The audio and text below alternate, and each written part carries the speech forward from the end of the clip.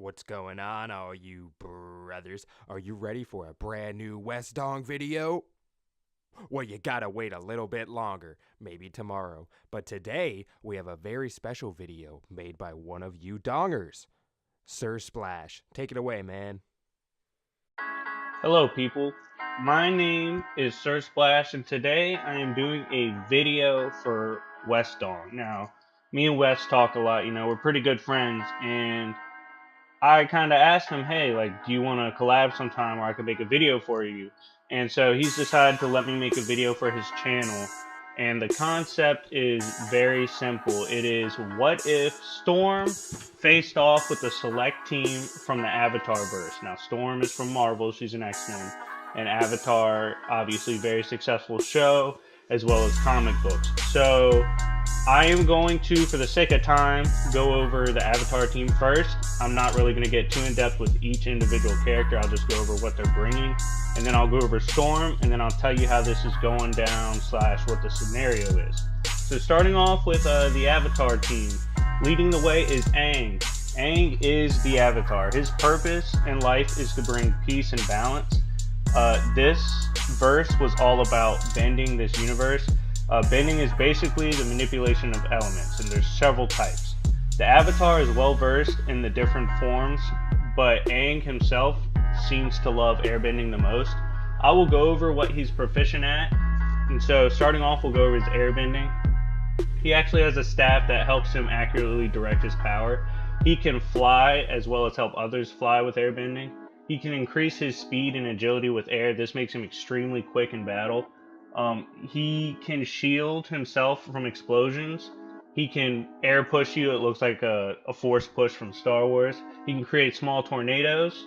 Now, going over his water bending, he can use a water whip, which hurts like hell if it hits you. He can redirect rivers and other bodies of water that you throw at him. He can also create waves and manipulate the temperature. He can decrease temperature and even to the point where he can make steel turn cold enough to be broken with force. Now, looking at his firebending, which is his least favorite because it's such an aggressive and dangerous form, he can breathe fire as well as shoot it from his hands and create massive fireballs.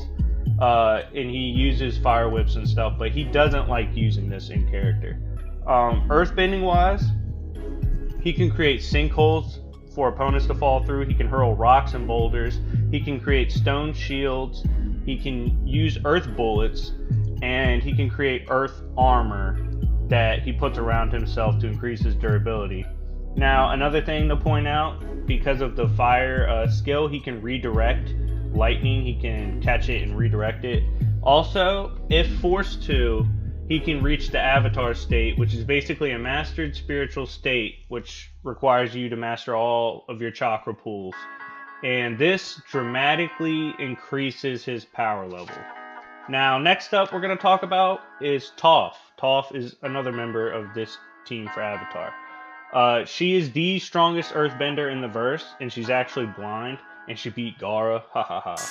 Very funny. Screw attack sucks. Anyways, so she's able to create stuff like Earth Wall for defense. She can hurl massive boulders. She can manipulate the ground around her opponents. She can create massive pillars that can either stun opponents, take them by surprise, or be used defensively. She can also, because of her earthbending, punch through stone and metal when she needs to. She has also lifted a library and held it, as well as can pin people with her stone. And she can create earth armor as well as metal armor. She actually invented metal bending, which is really cool. And she can encase her opponents in stone, and she can create dust clouds to kind of take away your vision. Now, next up, we're going to talk about Katara, aka Aang's future baby mama. She is arguably the strongest waterbender, and she's also very good at healing.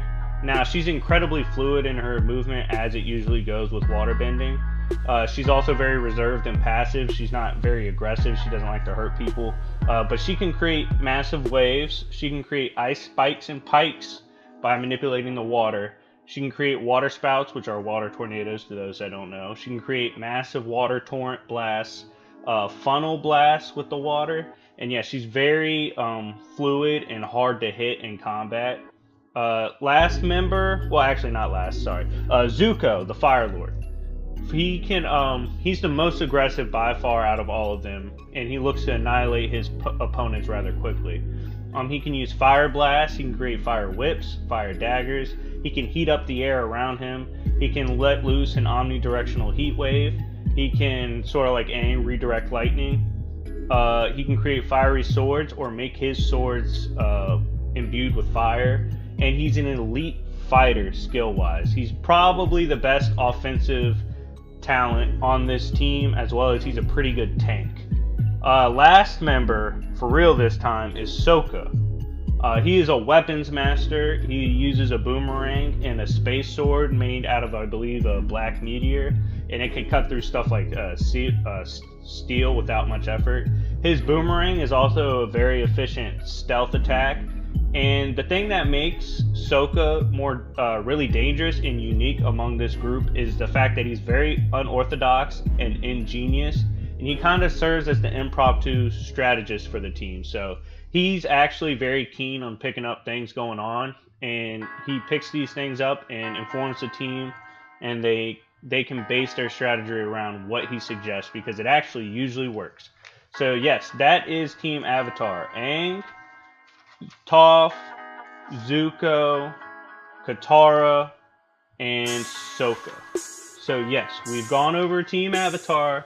Let's look at the opponent, which is Storm. Storm, Aurora Monroe from Marvel. She was an X-Men. Backstory, basically, she grew up in the hood in Cairo. She became a master thief, and eventually her mutant powers were recognized and manifested. And what they are is she controls storms, as you could guess. She's an elemental master, and she can actually see the world and kind of like its energy, but she's mostly known for the storms, and she's actually considered a mega level, which is a planetary threat, as well as people worship her as a goddess because of what she can do. She can actually literally bring down countries if she messes with their crops or devastates their geography. That's why people worship her in her country. They actually think she's a goddess. Now, what can she do? Let's keep it simple. She can do lightning strikes.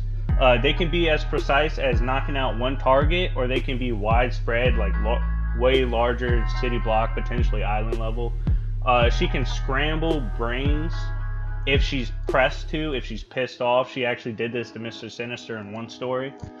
Her lightning is nearly instant. Like, she can just call upon it immediately. She's actually unfazed and unhurt by lightning strikes. It doesn't do anything. She also, most famously, can create storms. When she's absolutely PO'd, when she's lost her mind, her storms are planetary. They can destroy the planet. She can do so. And she can also hold back tsunamis. She can create massive tornadoes. She can do air blasts like Aang does. She can move several tons of rubble, stone, whatever's thrown at her, as well as stop bullets. Her average, like, storm cap, kind of like where she usually reaches besides Berserker, is like continental level storms. She's actually controlled and manipulated a storm, I believe, was the size of North America. I might be wrong, but I'm pretty sure it's the size of North America. So yeah, her power range is crazy.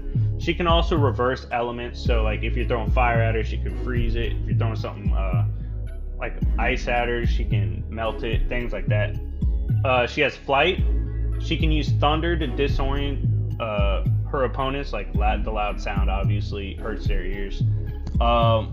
She can use lightning to speed up her movement, and she's a laser timer because of her elemental manipulation. She can actually dodge laser attacks because she uses lightning to increase her movement and air to manipulate the attack.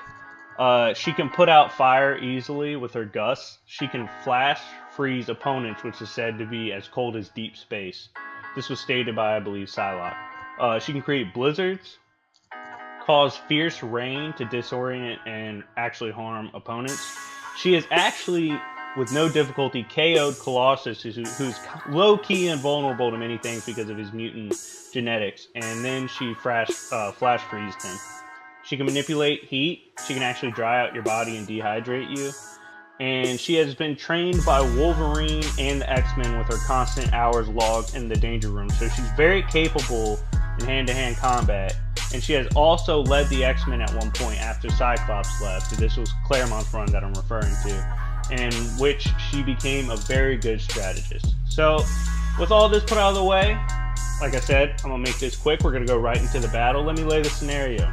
So Storm has been teleported away to a new type of battle world, similar to Battle World we've seen in Marvel Comics. It's just her that gets there. Then the Avatar team arrives. Now, both see each other as a threat because they're put here and basically told, we'll say Dr. Doom got God powers again, that they have to kill their opponent. Their opponent is looking to kill them. Now, what are the advantages for Team Avatar? Well, obviously, numbers game. They have the numbers game, which always helps. They also have a multifaceted attack force, which poses a major threat to anyone because they can attack you from several different angles. Aang can provide solid counters to most of the stuff Storm can do. He is a master of many forms of bending, and this will really help. They're also both defensive and offensive in nature, which is really balanced for the fight. Now, what's Storm have? Obviously, as seen by what I presented, she has a way higher power level. Her individual attack potency and arsenal is superior to everyone on the Avatar team. Also, her power is inherent because of her mutant genes and requires less effort than the other opponents because basically she can just do it out of will. It's natural to her. She doesn't have to do summonings and actual bending, hand signs, all that. So that helps. Now, the following battle will take place with them in character to a certain degree. So it's not like we're going to assume they're all just lost their mind, bloodlusted, okay? So how would this go down? Well, the first one to strike would be Zuko. The Fire Lord is an offensive juggernaut, and he is most likely to strike first, as he does in most fights. Aang will help direct his offensive onslaught and try to overwhelm their new opponent. Sokka will hang back in order to observe the opponent and to plan accordingly, because you got to remember, these characters don't know about each other, so they don't know weaknesses or anything like that. Anyways, Storm will deflect and begin her attack, and because she's kind of testing the waters. Haha, pun intended. But yeah, she's trying to get a sense of what she's fighting. Storm will knock back Aang and Katara and Zuko. Katara will obviously join the battle as a waterbender, although she's not going to be like deadly aggressive. Sokka, seeing all this, now has his plan. He consults the squad who has been put on their ass, and they all agree to the plan. So, Zuko and Katara re-engage Storm, kind of pressing her. And Storm in character is not going all out right away. It's just not going to happen. Never does. Sokka will hurl his boomerang, which sounds stupid, but his boomerang, it shows in the show and in the books that it's highly effective because it's so sneaky. And the boomerang will come back around imbued with wind from Aang and will stun Storm when it hits her in the back of the head. She falters, and Aang will pull her down with airbending. Toph, who has been relatively useless in this battle so far, she just hasn't attacked yet, she will bury Storm under a huge amount of stone and rubble. So this is a win, right? Hell no. Here's why. Due to a childhood experience, Storm has next level claustrophobia. Basically, she was buried under rubble for a couple days with her dead mom, and this has left her with like an insane fear of being entrapped. So waking up under the rock, she will panic. She'll be like, oh damn, like she's gonna lose her mind. This panic will soon turn into unbridled rage. Storm will blow apart her would-be tomb, and the sky will darken as she emerges. Zuko would react first, launching himself at her with fire blasts erupting. Storm, with a wave, disperses the flames. Then she flash freezes Zuko. Her freeze, I mentioned deep space, can reach temperatures of negative 458 degrees Fahrenheit. Just consider that. Once frozen, Toph, seeing her opponent take out her friend, will hurl boulders to try and aid Zuko. Storm will redirect the boulders and use them to completely obliterate Zuko. So Zuko is dead. Sokka will hurl his boomerang, which Storm will catch, because you're not going to catch her ass twice, imbue it with lightning, and will send it back, decapitating Sokka. So Sokka's dead. Katara will rage, seeing her brother go down, and summon large waves, which Storm will encase her with, and with wind, like she manipulates the waves around Katara, and Katara won't escape because the wind is trapping her. And then she'll electrocute the water, and as a result, she will burn Katara alive.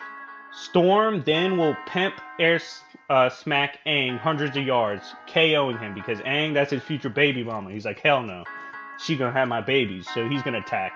As Toph summons metal armor, Storm will start ragdolling her.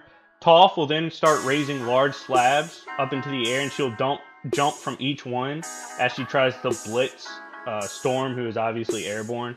Storm will let her get to the final slab, then she will launch the slab skyward. Then a huge lightning blast will come down and completely eradicate Toph. Toph is dead. Then it happens. Aang comes to and sees the carnage. That Lil Uzi song will low-key play in the background. Push me to the edge, all my friends are dead. And this is when we see Aang go Avatar. The next scene will be beyond badass, and honestly, most hardcore fans would probably shed a tear if this was ever put in an animation or something. Avatar Aang and Storm will face each other. Aang will roar in anguish and anger and attack, and he is gonna let Storm have it. Storm will get tagged several times by this blitz, and then she will get pushed into a mountain with Aang screaming he's the Avatar. Aang then uses a giant rock golem form, which he's actually done before in Avatar state. What Aang now notices is the unreal storm that has appeared and is brewing over the sky. Like, for everywhere, for miles and miles, it's nothing but a storm. It's wild. Suddenly, a godly lightning strike impales the Goliath rock golem. And Storm has done this in the comics before to something much larger than anything Aang has ever summoned. The armor will dissipate, and Aang will begin falling, his body smoldering, although he's not dead yet because in Avatar state he's a lot more durable. Storm will appear and stop his descent with the wind. She then says, "You are an Avatar, but I am a goddess," and then she uses the wind to snap Aang's neck. So there you have it. At the end of the day, Storm wins. Now, one of the reasons I gave her the victory in the end, because it's a very good battle, is there was a story in Claremont's run where Dr. Doom encased Storm, and it was like diamond, it wasn't even rock. And when she got out, she was so angry that she almost destroyed the entire planet with just her anger alone. That's how crazy her power is. And even Dr. Doom, who will run anyone's fade, was terrified, almost peed himself.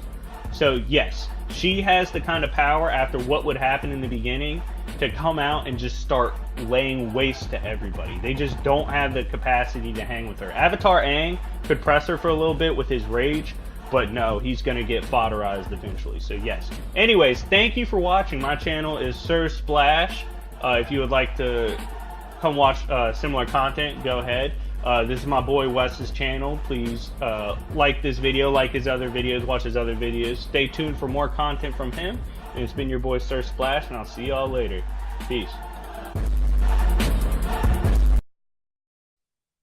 Alright, I hope you guys liked that video, and I'd like to thank Sir Splash very much for making it.